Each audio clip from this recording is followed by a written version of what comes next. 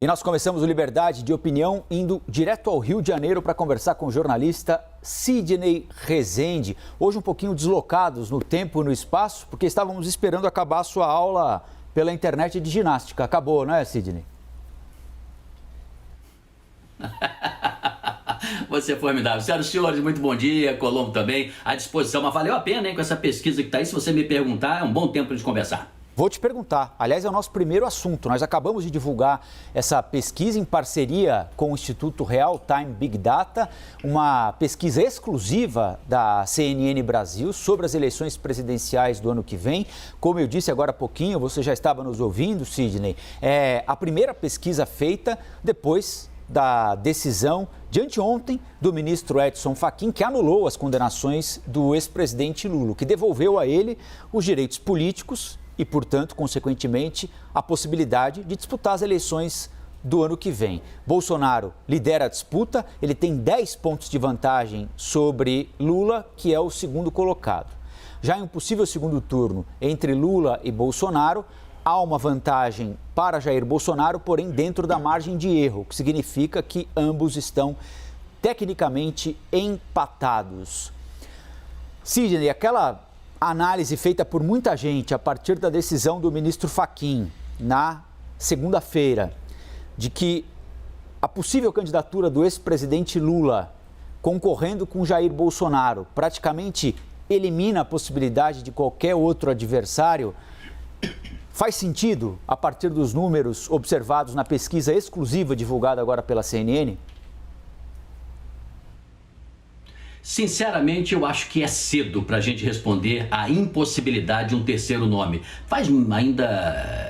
Temos ainda muito tempo, né, para a gente poder ter certeza absoluta da tendência. Mas o que mostra? Eu não vou aqui inovar, não. Vou repetir uma máxima, né? Pesquisa é um retrato da situação, do momento. Então significa o seguinte: depois da decisão do ministro Fachin, depois destas atribulações envolvendo Sérgio Moro, um presidenciável que apresenta-se aí com 10% das intenções de voto nesta pesquisa que você apresentou, é muito cedo ainda para a gente ter um termômetro, mas já mostra alguma tendência. Então vamos lá, que tendência seria essa? Tanto Lula como Bolsonaro, Moro menos, tá? Mas Lula e Bolsonaro são muito conhecidos, já estão há muito tempo na mídia, há muito tempo na vida pública. Esse chamado recall, né, ele faz com que as pessoas saibam de quem se trata. E, ao mesmo tempo, nós estamos há muito pouco tempo do desfecho, do destino de Lula, o que pode acontecer de fato com o seu futuro, embora agora elegível. Então é razoável que a gente tenha aí aqueles que já gostam de Bolsonaro, já votam em Bolsonaro, já votariam em Bolsonaro na hipótese dele ser candidato à reeleição, e a gente sabe que ele é, né? Essas pessoas não querem nem saber contra quem. Elas já cravam numa pesquisa como essa: eu vou votar no Bolsonaro. E o mesmo aquelas que não abrem mão da hipótese de, tendo a possibilidade do Lula ser candidato, dizer: eu voto no Lula. Então você tem o voto sedimentado, que pesa muito, e tem o voto que vai decidir de todas as outras pessoas que ainda não estão definidas. Eu não quero dizer com isso que não existam eleitores fiéis, que seja do Ciro Gomes, do João Dória, sei lá, do Boulos, do Amoedo, da Marina. Claro que esses eleitores fiéis que já votaram sempre em outras disputas, eles voltam agora e cravam nessa pesquisa. Mas nós precisamos esperar um pouco. Nós estamos há bastante tempo da eleição, nós não temos ainda efetivamente, oficialmente, a campanha na rua, por enquanto são só tendências. Agora, abre-se conversas e dá uma mexida no quadro eleitoral, não resta a menor dúvida, não é, Colombo? Estes números que você mostrou, principalmente um segundo turno, se a eleição fosse agora, estaria aí um quadro técnico difícil de você dizer quem é que vence, porque está ali, ainda que Jair Bolsonaro esteja na frente. E é razoável também. Normalmente, quando se tem um governante com a máquina pública, com a estrutura, com a caneta na mão, ele costuma ter, além dos seus votos fiéis, uma boa presença também. Mas eu repito pela terceira vez, é cedo ainda, mas já mostra essa pesquisa, de certa forma, a partir do primeiro retrato, que teremos uma disputa muito, mas muito acirrada. Agora é preciso saber se nós teremos agrupamentos políticos junto àqueles que estejam muito na frente, ou se os demais vão pro racha mesmo, vão para a disputa, pensando naquela hipótese de sempre, né? Vou colocar meu nome à disposição no primeiro turno. No segundo eu me alinho, candidato A ou candidato B. É isso. Sidney, claro, você tem absoluta razão quando lembra que falta muito tempo para a eleição do ano que vem. Nós ainda nem sabemos quem serão os candidatos, com exceção do presidente Jair Bolsonaro, que vai concorrer à reeleição. Não sabemos quem serão os adversários dele, porém, há um aspecto nessa pesquisa exclusiva que nós mostramos agora há pouquinho, aqui na CNN, que me remete à eleição passada. Nós vimos aí que candidatos que podem ser considerados candidatos que unificariam o tal do centro, Sérgio Moro, Ciro Gomes, que tenta se aproximar, por exemplo, do Democratas para correr ali pela centro-esquerda, né? João Amoedo, centro-direita, João Dória, Luciano Huck, são candidatos que têm desempenhos muito parecidos com os resultados finais dos candidatos de centro na eleição de 2018. Geraldo Alckmin, Henrique Meirelles, Álvaro Dias, Marina Silva. Você acha que é uma tendência, embora a gente ressalte que ainda falte muito tempo para a eleição, de que o eleitor não esteja muito afim de um discurso de centro agora? De um discurso mais em que a razão o atrai mais do que a paixão, do que a emoção, do que o sentimento de ódio por um, de amor pelo outro? Colombo, eu penso que nós devemos entender o último pleito eleitoral presidencial como atípico. Você se lembra que não havia certeza da possibilidade ou incerteza de Lula disputar aquela eleição. Até as pessoas mais esclarecidas que acompanhavam o desenrolar da Operação Lava Jato, os passos e a forma como estava conduzindo o juiz Moro, o Ministério Público, a Justiça Brasileira, até muita gente levou isso em consideração com o seguinte raciocínio: não, o Lula não vai conseguir, não vai ser candidato. Mas o PT demorou até os 45 do segundo tempo, se não for 45, sei lá, 35 do segundo tempo para optar por Haddad. Então, naquela reta final, pensou-se até que o Ciro Gomes pudesse ter o apoio do PT ou do Lula. Isso não aconteceu. Então foi uma eleição atípica.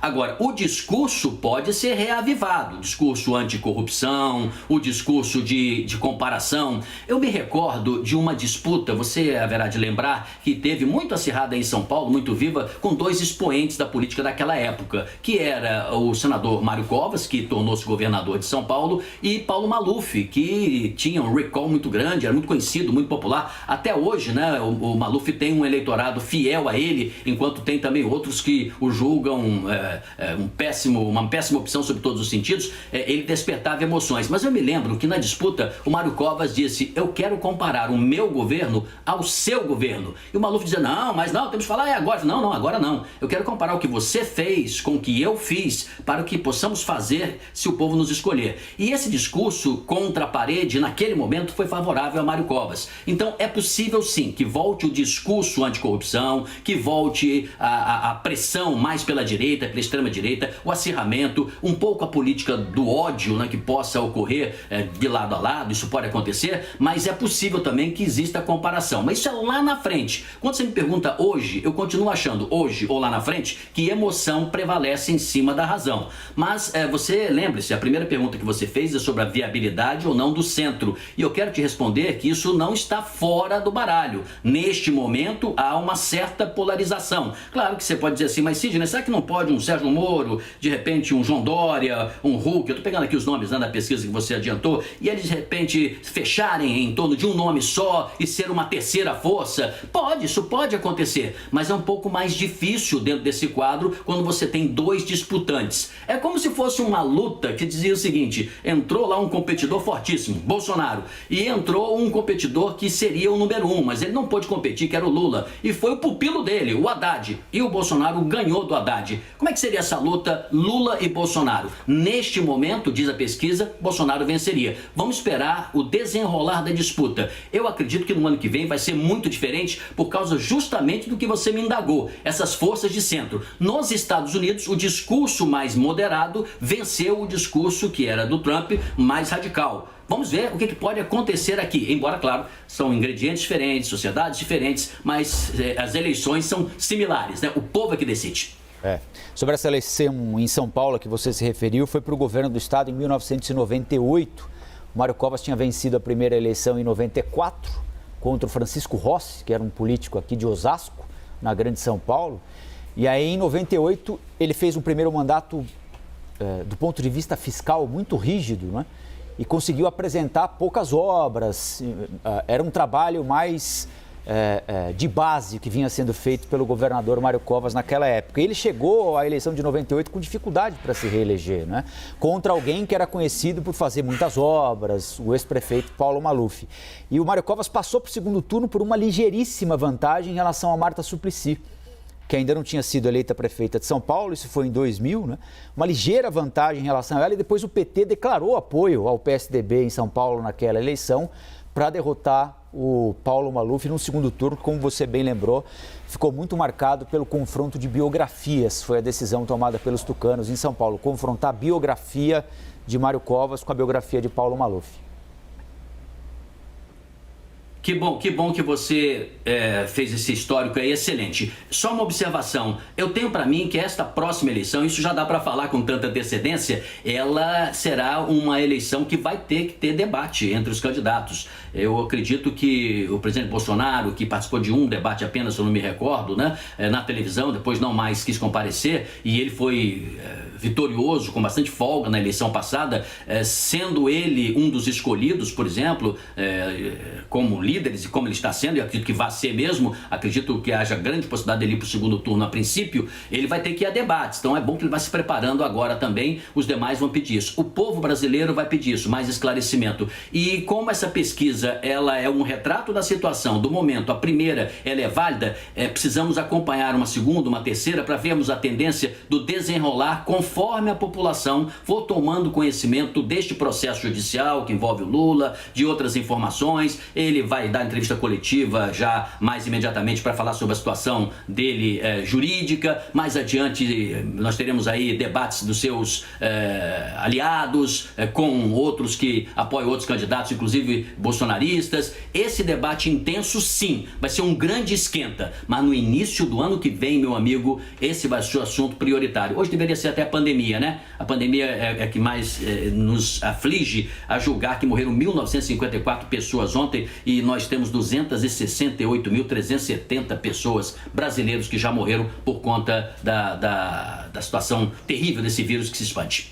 Pois é, o presidente Bolsonaro, na época candidato, participou só de um debate em 18, depois veio a facada, né? O que o impossibilitou de participar dos outros, o atentado lá em Juiz de Fora. Bom, seguimos com a pesquisa exclusiva da CNN, divulgada agora há pouquinho, sobre as eleições presidenciais do ano que vem, 22. É a primeira pesquisa feita depois de recuperado o direito político do ex-presidente Luiz Inácio Lula da Silva. Nós perguntamos na pesquisa também, com o Real Time Big Data, se as pessoas concordam ou não com a decisão do ministro Fachin de anular os processos contra o ex-presidente Lula. 36% concordam com a decisão do ministro Fachin de anular essas condenações. 54% não concordam. Como é que você avalia esse número, Sidney? Olha, eu avalio que é compreensível, as pessoas acompanharam, mas elas não acompanharam todos os dados, não é? Porque o que está em jogo tardiamente, lamentavelmente, tantos anos depois, e agora não adianta nem só o ministro Fachin ter tomado a atitude que tomou, outros ministros também ressaltarem isso, porque é uma pena que eles tenham deixado esse processo transcorrer tanto tempo, mas depois que se começou a ouvir as fitas, as conversas, as gravações de Sérgio Moro com os procuradores, com delegados da Polícia Federal, se verificou que ali havia uma relação, eles agiram inclusive fora da lei. Consequentemente, o juiz Moro teria perdido a isenção na medida em que ele passa a interferir nos agrupamentos de apurações, depoimentos, condução, levantamentos. Ele passa a ocupar um papel que não deveria ser o do juiz, e sim manter a equidistância. Quando estas regras são quebradas, porque quem investiga não é o juiz julga, né? Quem condena não é quem investiga, ou nem eu nem você, né? Quem condena nesse caso aí é justamente o juiz designado para o caso, é a justiça. Então, no momento em que isso tudo começar a ser mais bem difundido, nós teremos uma mexida nesse percentual. Não estou dizendo com isso, repare, que quem acredita que seja errado mudará da noite para o dia. Estou apenas dizendo que quando você tiver todos os elementos sobre a mesa, vai ficar mais fácil de dizer o que pensa aquela pessoa que não opinou, aquele percentual, diz, olha, eu não quero falar porque eu não sei, ou eu não estou informado sobre a matéria. E o que é interessante é que, novamente, a exemplo do segundo turno, nós mostramos aí com um percentual mais ou menos próximo, né? Conforme a mídia for divulgando, as redes sociais, os debates forem mais intensos, nós teremos um quadro um pouco diferente. Mas é muito bom que essa pesquisa tenha sido feita agora, porque ela já inicia uma aferição. Como eu disse, pesquisa é tendência, sabe? A gente tem que analisar o que acontece. Por isso que, frequentemente, você, inclusive, eu vejo no mapa da vacinação, do número de infectados, de como estamos enfrentando o coronavírus, vai se mostrando a tendência gráfica, a média móvel. Isso tudo é muito importante para a gente fazer uma certa projeção como nós devemos nos comportar hoje para conduzir sobre algo que se vai acontecer provavelmente amanhã, se nada fizermos, né? Tanto para um lado como para o outro. Pois é, como o Sidney lembrou, nossa principal preocupação agora é a pandemia, são os mortos, são os leitos de UTI ocupados, mas também é inegável que a eleição está na praça e a decisão tomada segunda-feira pelo ministro Fachin precipitou muita coisa, inclusive, por exemplo, a perspectiva de os tucanos disputarem prévias. As prévias estavam marcadas para o ano que vem, já foram antecipadas para o mês de outubro, para que um ano antes da eleição eles já tenham um nome escolhido. Daqui a pouquinho eu vou voltar a falar mais sobre essa pesquisa exclusiva da CNN com o Alexandre Garcia, aqui no Liberdade de Opinião também, mas eu quero aproveitar, Sidney, já que a gente tocou no assunto decisão do ministro Fachin, anulação das penas atribuídas ao ex-presidente Lula na Lava Jato. Ontem nós acompanhamos o julgamento na segunda turma da demanda apresentada pela defesa do ex-presidente Lula sobre a suspeição do juiz Sérgio Moro, o ex-juiz Sérgio Moro, no julgamento do ex-presidente Lula em Curitiba. O ministro Cássio Nunes Marques pediu vista e o julgamento ficou adiado. O resultado, neste momento, 2-2. Carmen Lúcia e Fachin já tinham votado lá no início do julgamento, em novembro de 2018, contra o pedido de suspeição. E anunciaram que farão uma nova manifestação de voto depois de publicado o voto do ministro Cássio Nunes. Isso pode alterar o placar. Tem gente achando que a Carmen Lúcia, por exemplo, pode mudar depois das revelações das conversas pela Lava Jato.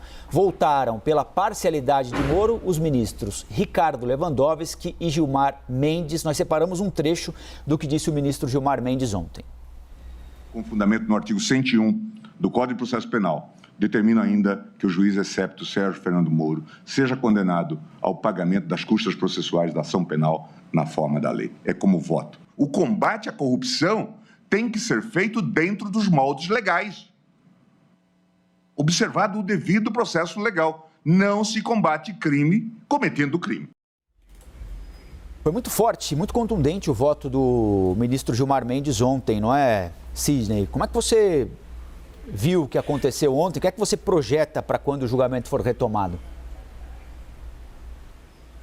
Bem, primeiro, o Gilmar Mendes é um indomável, né? Ele fala o que pensa, é polêmico, né? Corajoso também no que ele diz, e nem por isso ele angaria só simpatias, né? Por isso que tem adversários ferrenhos, pessoas que o odeiam, não gostam das suas decisões. O que ele está dizendo foi aquilo que agora há pouco eu ilustrava aqui na minha resposta, que está se dizendo é que Sérgio Moro não foi isento. Ele coparticipou do processo de investigação, da condução de tudo. O ministro, tudo no sentido de reunião de dados, informações, documentações, testemunhos, depoimentos contra o ex-presidente Lula. Então, vamos ver que coisa interessante. O ministro Fachin, ele disse o quê? Olha, ele no primeiro momento não culpou Moro de nada. Ele disse só o seguinte: de fato, este julgamento não poderia ter sido feito como foi todo ele no Paraná. Deveria ter sido distribuído para outros tribunais, mas o juiz Moro, Sérgio Moro, trouxe para si a tomada de decisão. E isso está errado. Então isso sai de lá, vai para Brasília e tudo que ele decidiu com relação a isso está suspenso momentaneamente, e o novo juiz que ainda vai ser indicado em Brasília, lá são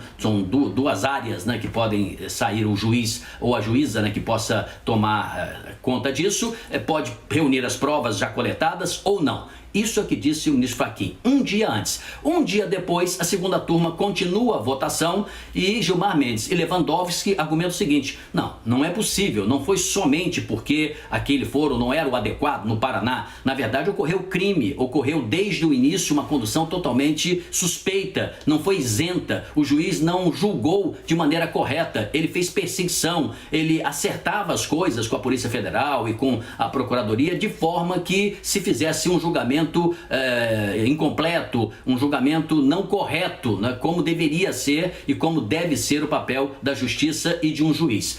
E nesse aspecto, os 2 votos que já foram dados no ano passado não tinham os dados que hoje se tem da operação que reuniu e ratificou como verdadeiras as gravações em que mostram todos esses acertos de bastidores. Aí o que aconteceu? Carmen Lúcia disse: opa, quando eu votei lá atrás eu não tinha os dados que eu tenho hoje, eu quero novamente fazer um pronunciamento. Só que Cássio Marques, que é o último ministro que foi indicado pelo presidente Jair Bolsonaro, inclusive, ele pediu vistas, porque ele chegou agora e disse: olha, eu não estou totalmente familiarizado, eu preciso olhar isso aqui primeiro, deixa eu ler para depois eu tomar o meu voto. E aí nós estamos em 2-2, assim ficamos. Agora é preciso saber quanto tempo ele levará de vistas, vai precisar ler, vai precisar conversar com os seus auxiliares, vai precisar fazer as suas observações, fazer o seu relatório. E a Carmen Lúcia então disse o seguinte, que ela já tinha pedido para fazer uma revisão, na revisão do voto dela, ela queria fazer uma fala, né, um pronunciamento ainda para atualizar o que ela votou no ano passado. Aí ela disse perfeitamente: depois que o ministro Cássio voltar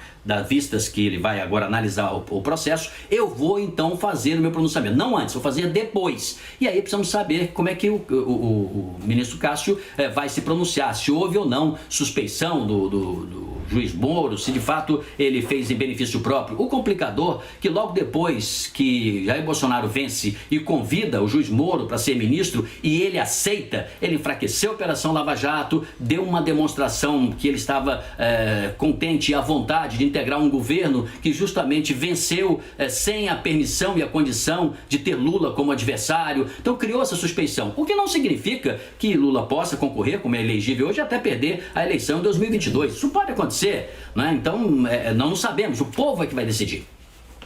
Sidney, vê se aparece no horário amanhã, hein? Marca essa aula de ginástica para mais cedo aí.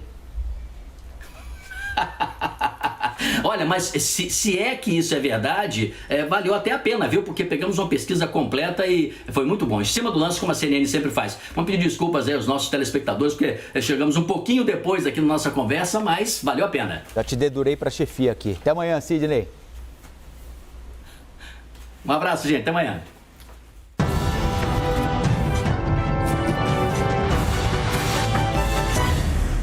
As opiniões emitidas pelos comentaristas do quadro não refletem necessariamente a posição da CNN.